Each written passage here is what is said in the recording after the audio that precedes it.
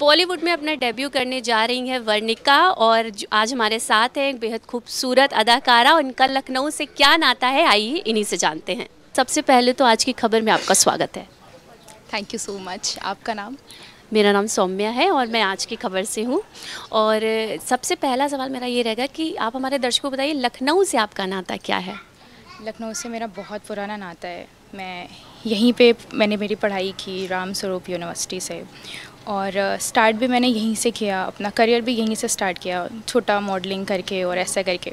फिर मुझे ये पता था कि अगर कुछ बहुत बड़ा करना है तो आपको थोड़ा मूव करना पड़ेगा, अपने कंफर्ट जोन से बाहर निकलना पड़ेगा, जो कि लखनऊ मेरा कंफर्ट जोन है। तो मैं यहाँ से निकल के मुंबई गई और मैंने करीबन 1.5 साल स्ट्रगल किया, प्रिंट शूट्स किए और एड फिल्म्स किए, बहुत सारी चीज़ें छोटी छोटी की। फाइनली ऑडिशन दिया मैंने, और ऑडिशन देने के बाद मैं सेलेक्ट हुई एक ऐसे रोल के लिए जो कि विक्टिम है, मतलब लड़कियों को रिप्रेजेंट कर रही है। वो उसके थ्रू हम रिप्रेजेंट करेंगे। इस चीज़ के लिए मैं बहुत ब्लेस्ड फील करती हूँ कि मेरे ज़रिए दिखाया जा रहा है, पूरे फिल्म में मेरे ज़रिए दिखाया जा रहा है कि लड़कियों पे क्या अत्याचार हो रहे हैं, या मोलेस्टेशन कितना आगे बढ़ सकता है, या लोग कितना कितना ब्रूटल हो सकते हैं, है ना। पहले वो आपसे प्यार से बात करेंगे कि अरे आप तो बहुत खूबसूरत लग रही हैं। लड़कों को ये कमेंट सुनने के लिए कभी नहीं मिलता, सिर्फ लड़कियों को मिलता है कि अरे आप तो आज कमाल की बला लग रही हैं। ये हमें ही सुनने के लिए मिलता है। ऑफ कोर्स अब ये आपने अगर किसी की खूबसूरती की तारीफ़ की, एक तारीफ़ होती है और एक होता है कि आपने उसको किस वे में बात की है। तो लोग बहुत गलत तरीके से बोलते हैं ना, क्या माल लग रही है, क्या टोटा लग रही है, ऐसी लैंग्वेजेस यूज़ करते हैं ब्यूटी को लेकर के। यहीं से स्टार्ट होता है। आपने एक बार बंद कर लिया कि अच्छा ठीक है, उसने मुझे अगर ऐसा बोल दिया, या वो मेरे बगल से चला गया, या मुझे टच कर लिया गलती से हल्का सा भी अगर, तो वो चीज़ आगे बढ़ती है। ठीक, लड़कियां कैसी होती हैं कि उन्हें ऐसा लगता है कि अगर मैंने स्टेप उठाया तो ठीक है ना, इतना सी तो बात है कि अगर ज़रा सा बगल से टच करके चला गया है तो ये बहुत बड़ी बात नहीं है कि उसने ऐसे छू दिया, मुझे ऐसे छू के चला गया। वो पहला स्टेप है, वो देखना चाहता है कि आपका कंफर्ट जोन कहाँ तक है ना। आपको छू के चला गया, नेक्स्ट टाइम शायद वो आपका हाथ पकड़ ले, है ना। तो मैं बस यही कहना चाहूँगी कि अपने लिए आवाज़ उठाइए, क्योंकि हम आधी आबादी हैं, हम लड़कियां आधी आबादी हैं, हर जगह हैं। मुझे बहुत अच्छा लग रहा है कि आप मुझसे क्वेश्चन पूछ रहे हैं ना, फीमेल बातें चल रही हैं।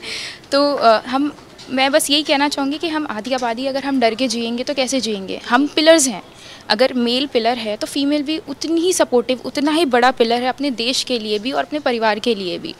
और मैं ये बात सबसे कहना चाहूँगी, हर एक इंडिविजुअल का ये रिस्पॉन्सिबिलिटी मान लीजिए कि आपकी बहन के साथ क्या हो रहा है, या आपकी बहन क्या होता है ना, कि मैं भी मिडिल फैमिली से बिलोंग करती हूँ, और जब हम घर पे बहुत भरोसा दिला करके और बहुत सारी बगावतें लड़के और हम अपने सपने पूरे करने के लिए किसी दूसरी जगह पे जाते हैं, अपना कंफर्ट जोन छोड़ के, तो हमें भी डर लगता है कि हम कैसे अपने घर वालों को सब कुछ बता दें, है ना। तो ये सबकी रिस्पॉन्सिबिलिटी है ना कि आपके आसपास लोगों का माइंडसेट क्या है, या आपकी वजह से कोई और परेशान, तो आपके लिए वो मजाक होगा, है ना। एज अ मेल, मैं मेल को बोलना चाहूँगी कि आपके लिए मजाक होगा कि आपने ऐसे मार दिया चलते फिरते या टच कर लिया, लेकिन वो लड़की जिस बैकग्राउंड से आ रही है, उसकी जो बिलोंगिंग है, वो जहाँ से बिलोंग करती है, उसके हिसाब से ये गलत होगा, उसके हिसाब से ये बड़ा होगा, है ना। आप छू देना बड़ा होगा, लेकिन उनके हिसाब से ये छोटा होगा। तो ये चीज़ हमें ना, इक्वालिटी जिसकी हम बात करते हैं, इक्वालिटी इक्वालिटी इक्वालिटी इक्वालिटी कैसे आएगी अगर हम डर के रहेंगे। तो इक्वालिटी तो पहले हमें तो पहले साथ में खड़ा होना पड़ेगा ना, तब इक्वालिटी की बात आएगी जी। तो जैसे आपने इक्वालिटी की बात करी, वुमेन अवेयरनेस की बात करी, आप लखनऊ से हैं, तो आप अभी मुंबई गई, आपने स्ट्रगल किया, फिर आपको ये रोल मिला। ये सफ़र जो आपका रहा, इसमें जो है लखनऊ और मुंबई में अगर हम कंपैरिजन करें तो क्या आपको कुछ कंपैरिजन में कुछ आपको डिफरेंस लगता है कि वुमेन सेफ्टी को लेकर क्या डिफरेंस है दोनों में? सेफ़ तो दोनों ही हैं, मैं ये कहना चाहूँगी। मुंबई भी सेफ़ है, बट मुंबई बहुत फास्ट है। मैं एक चीज़ लखनऊ से मुझे बहुत ज़्यादा पसंद इसलिए भी है कि मुंबई में लखनऊ में एक दूसरे की ना फीलिंग की कदर ज़्यादा है, मुझे लगता है ना। हम हमारे पड़ोसी के लिए ज़्यादा परेशान होते हैं कि कहीं उसके घर में उसका बेटा बीमार है या उसकी बेटी बीमार है, तो अपनी गाड़ी लेके पहुंच गए कि हम आपको हॉस्पिटल पहुंचाएंगे क्योंकि उनका बेटा बाहर पढ़ रहा है या बाहर कमाने गया है या आउट ऑफ इंडिया है। तो हम अपने पड़ोसी की हेल्प करते हैं, अपने रिश्तेदारों की हेल्प करते हैं। मैंने ना यहाँ वो चीज़ बहुत ज़्यादा देखी है कंपेयरिंग मुंबई, क्योंकि वहाँ लोगों को बहुत फास्ट पैसे कमाने हैं। ऑफ कोर्स वहाँ पे महंगाई भी ज़्यादा है और सब कुछ बहुत मैनेज करना पड़ता है वहाँ पे, है ना। तो उसके लिए भी हो सकता है, मैं बिल्कुल ऐसा नहीं कहना चाहती कि बुरा और अच्छा, मैं कंपेयर बिल्कुल नहीं करूँगी, दोनों ही अपनी जगह पे अच्छे हैं। बट हाँ, जहाँ पे चीज़ें फास्ट है, जहाँ पे सब फास्ट चल रहा है, वहाँ मुझे भी फास्ट चलना पड़ेगा। तो होता है ना कि हम अपने साथ जो लोग चल रहे हैं उनको उतना ध्यान नहीं दे पाते हैं। बट यहाँ है कि यहाँ पे अपनापन ज़्यादा है, लगाव ज़्यादा है लोगों से। अच्छा, ये अगला सवाल होगा मेरा कि कब आपकी जहन में ये आया कि मुझे मुंबई जाना है, मुझे मॉडलिंग करनी, मुझे एक्ट्रेस बनना है? मतलब ये बचपन का सपना था या फिर बीच में कहीं से ही बीज उपजा? नहीं मुझे शुरू से ही लगता था कि मैं हीरोइन हूँ मुझे शुरू से ही लगता था कि मैं हीरोइन हूँ, मुझे एक्टिंग ही करनी है। ये मेरा आप बचपन का सपना कह लो, या पहले मैं जब छोटी थी तो लोग मुझे कहते थे कि डांस करके दिखाओ, या ये डायलॉग बोल के दिखाओ, या ये करके दिखाओ।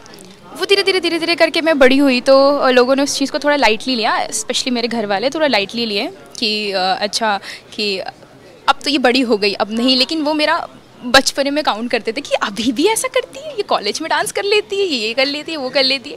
फिर मैंने मेरा कॉलेज कंप्लीट किया, कॉलेज कंप्लीट करते ही मैं मुंबई पहुंच गई मैंने मेरे घर वालों को बोल दिया कि किस्मत आजमाना चाहती हूँ मैं भी अपना, ठीक है, और मुझे पता है कि मैं कर सकती हूँ, कर लूँगी।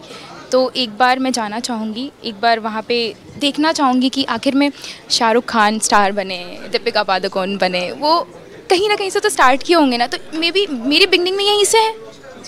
तो बस इसलिए मैंने एक सूटकेस पैक किया और मुंबई चली गई।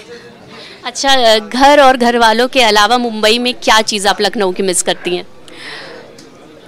लखनऊ की, मुंबई में मैं घर वालों को मिस करती हूँ। ऑफ कोर्स फूड मिस करती हूँ बहुत ज़्यादा। लखनऊ का फूड अमेजिंग, मतलब लजीज़ है, ये मिस करती हूँ मैं। और आपने क्या पूछा, इसके अलावा क्या? इसके अलावा मैं अपने दोस्त बहुत मिस करती हूँ। मेरे सारे फ्रेंड्स यहीं पे हैं और यहीं पे कर रहे हैं। वो अभी तो कुछ फ्रेंड्स ने शादी भी कर ली है रिसेंटली। तो हाँ मैं अपने दोस्तों को बहुत मिस करती हूँ। अच्छा, ये इस मूवी के अलावा, जागृति के अलावा और कोई आगे के प्रोजेक्ट्स आने वाले जो आपने लाइन अप किए हैं? बिल्कुल, मैं आपको बताऊंगी, बहुत जल्द बताऊंगी। वो आज तो नहीं, आज हम सिर्फ जागृति की बात करेंगे और यही सही भी होगा, है ना। Thank you so much. तो ये थी वर्णिका लखनऊ से, जो अब बॉलीवुड में अपना डेब्यू करने जा रही है, और उम्मीद करते हैं और उनको ढेर सारी मुबारकबाद देते हैं कि वो अपनी इस मूवी से आगे भी बॉलीवुड में नाम कमाएं। कैमरा पर्सन सुंदरम केसरी के साथ सौम्या शुक्ला, आज की खबर।